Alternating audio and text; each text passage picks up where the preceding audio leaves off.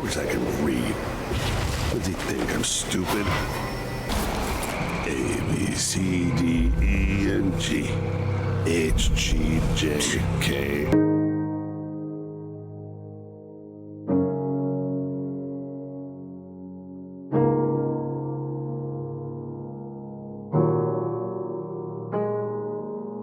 Less than a year after the release of Dishonored 2, Arkane released Death of the Outsider to follow up on Billie Lurk's cliffhanger. Death of the Outsider released in September of 2017 and is the last entry of the series, which is unfortunate since this could easily be a forever series with a new title every 3 to 4 years. But I can't complain since they did release some other fun games later on. You may have already noticed that this shares a lot of the same assets as Dishonored 2, and you're right. That's because this was a DLC that was turned into its own title, so the enemies are mostly the same, environments will look familiar, and the gameplay hasn't changed much. Without getting too far into it, it's easier to see this as an epilogue to Dishonored 2 rather than its own thing. Death of the Outsider doesn't give you the option of choosing a character this time around. You're put into the shoes of Billie Lurk, also known as Megan Foster, for most of Dishonored 2. Before we go any further, I have to address something. If you remember from my Dishonored 2 review, Billie was missing her eye and her arm throughout the entire game. Well, you can change that, and it's canon that it changes. In the time traveling mission, if you knock out one of Delilah's followers, Aramis Stilton, before he attends the seance to summon Delilah, he won't go crazy and in a weird chain of events not cause Billie to look like a Vietnam veteran. With that out of the way, let's get back to it. Billie is on the hunt for Daud, the assassin who killed the Empress in the first game.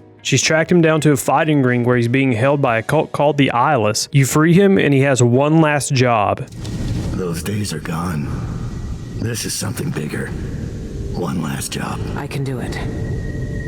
Who's the mark? The one responsible for it all. The cults. The black magic. This mark on my hand.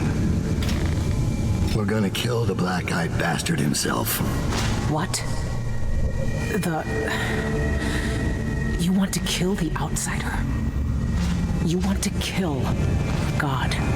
Graphically, nothing's changed from Dishonored 2. There are parts that really show how well the engine handles lighting, but beyond that, nothing stands out from the previous title. Sound design and quality is also the same.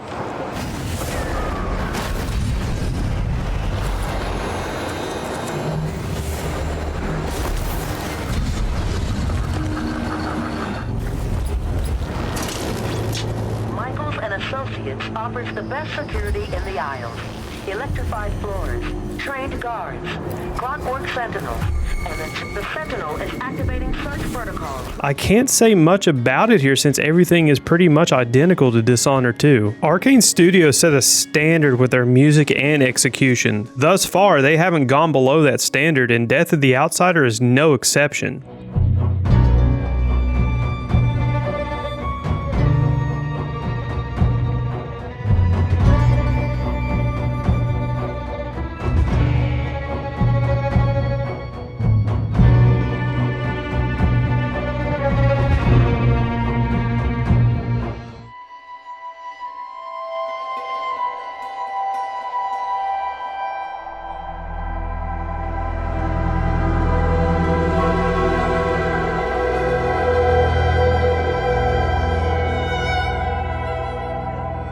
I'm honestly shocked they even made an entirely new OST, but hey, it's definitely welcomed. They could have gotten away with reusing some of Dishonored 2's tracks, but they didn't. Again, every level begins with you exploring some kind of street or other area before getting to the actual level. The weird part is, this is the best of the streets I've seen in the entire series. They're much more lived in and make Karnaca really come to life. You can explore the streets a lot more this time, and the game is better off for allowing you to do so. Beyond that, the actual missionaries are what you'd expect from the Dishonored series. Billie's tools are either tools you're already familiar with or different versions of tools you've used before. Instead of sleep darts, you have shock darts. They serve the same purpose. There aren't many new additions, but what they do have is pretty neat, like a new grenade that knocks out multiple enemies. Or the hook mine, which is probably my favorite in the series. The tools at your disposal are fine, and Arkane have damn near explored every possibility they could have already, so I'm not surprised that there's not that many new tools. As with every game in the series, you get a new round of powers. Before we get to those, we have to talk about how they reworked mana. Billie has a mana bar that you have to manage in a different way than what you would in the previous games. It's split into 3 parts, meaning you can only use a power or powers at a maximum of 3 times within a short period of time. And after a few seconds, your mana will fully replenish, meaning that you don't have to hunt down mana potions. Now let's get to the powers themselves. Displace replaces blink. The twist here is that you have to place a beacon first before you're able to teleport. You can't instantly teleport with this power unless you have a certain bone charm. It's a step down on the power level for sure, but it's not such an obstacle to where you don't want to use it. Batman Vision does make a return. This time it's called Foresight. It's the most overpowered version of it. It essentially functions as a free cam and allows you to tag enemies and items. Foresight also benefits Displace since it allows you to place a beacon from further away or around a corner.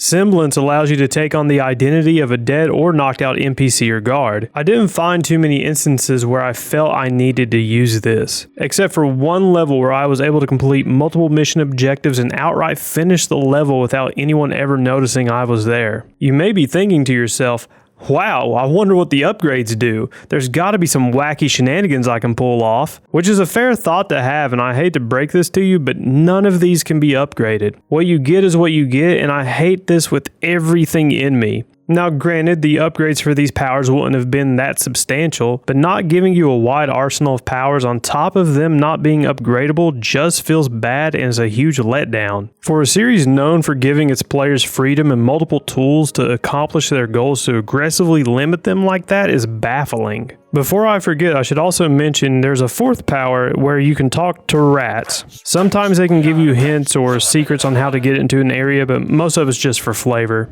Bone charms do make a return, however, and you can still break them down and craft them into new ones. I never did it since all the ones I found tended to work with my playstyle anyway. One neat thing they added are the black market contracts. These can be viewed as level restrictions or just side quests. Like one of them tasks you with finding a lost person, while another one requires you to go through a level without being detected or knocking anyone out. If you complete them, you get a bit of extra money or some bone charms. These honestly would have been welcome throughout the entire series, at least in the second one if they had expanded the free roam areas a bit more. Either way, they are fun challenges, and if someone doesn't challenge themselves enough, then maybe these contracts will encourage them to do so. This is probably the least replayable title of the series, simply because I think by now most players would know the formula and try to do a perfect run their first time through. New Game Plus does make an appearance here in the form of OG Plus, which stands for Original Game Plus. I don't know why they called it that, but sure. In OG Plus, you get 3 powers from the previous games that replaces Billie's powers. So you can run through it again and have some new restrictions, but it just doesn't change enough up,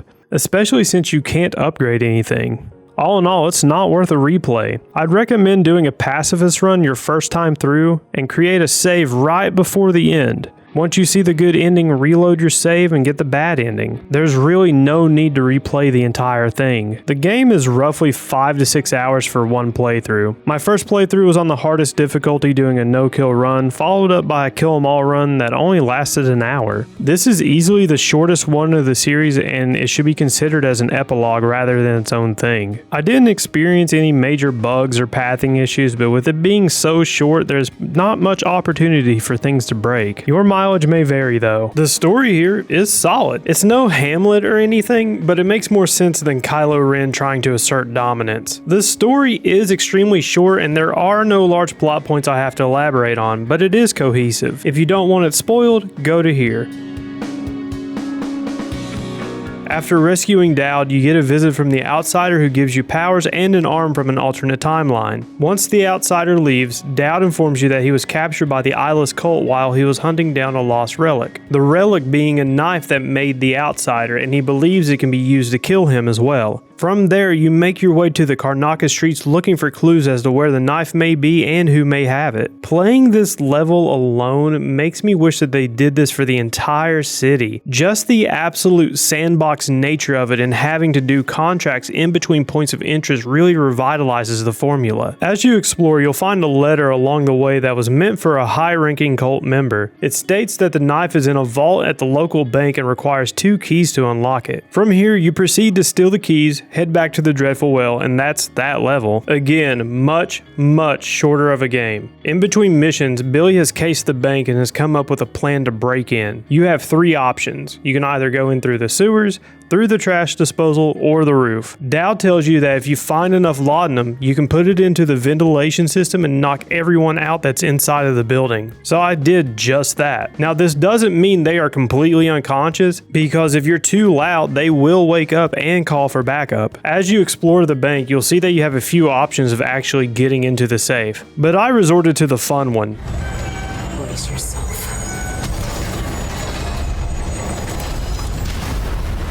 You find the knife, get a visit from the outsider who tells you Daud passed away on the ship, gives you a slightly different looking version of the same knife, and leaves. The only purpose these sequences serve is just to be cryptic and maybe make you think about what you're doing. You can ignore them for the most part. The new knife has its own ability, which is to push enemies away, but it requires mana. And since it takes up a whole segment of mana to use, I just didn't use it at all. Once back on the ship, Billy lays Daud to rest and makes a pyre out of the Dreadful Well. I think this was supposed to evoke some sort of emotional response similar to that of the Normandy being destroyed or seeing the Borderlands movie cast. What the fuck did they do to Tannis? But I could not care less. If this were the Hound Pits pub, I'm sure I would feel differently about it. After finding a new hideout, Billy has a lead on where to find the eyeless cult and how they're getting into the void. She needs to break into the Royal Conservatory and find out where the cult is located. This area may seem very difficult at first. With all the overseers patrolling and sisters walking around, it seems like a true task at hand. But if you use semblance, you can quite literally walk right by every single one of them. You find out where the cult is located, leave by casually crawling out a window, and head to the final level of the game. The first half of this level is your typical Dishonored affair. Navigate to the actual mission area, proceed through the area, reach your target. The fun twist, however, is that this level is in between this world and the void, so you'll see these void beings going in between worlds every now and then. Towards the halfway point of the level, you find a way into the void. The eye of the dead god. It's been a part of me since this all started. It's cold. Dead. But it still sees.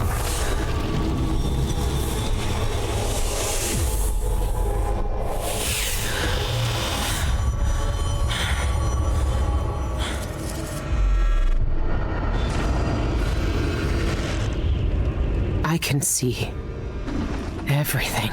It's a dark, twisted version of the level you just went through, and you essentially have to go through all the rooms again just to escape the area to get to where the outsider is. Typically, backtracking or replaying levels really bothers me, but here I think it's acceptable, since what they've done is they've changed the level enough for it to matter. If you're aiming for a pacifist run, be sure to grab this key from this impaled cultist. I missed it my first time through, requiring me to restart the level after looking at a guide, and you must have it. That key allows you into a dorm with its own little secrets. In this room, you'll learn that if you utter the outsider's name, it will undo the ritual that made him. From here, you'll find the outsider's body and Daud's spirit. Billy can't read the mark, but Daud can. After some convincing, Daud whispers the outsider's name into his ear, and you're treated with a good ending. The outsider becomes a human once more, and that's really the only thing that changes in the final cutscene. The ending flat out states that the void will always exist, and that theoretically there's always a possibility of another person becoming an outsider. This is more or less their way of not completely writing themselves out of the universe,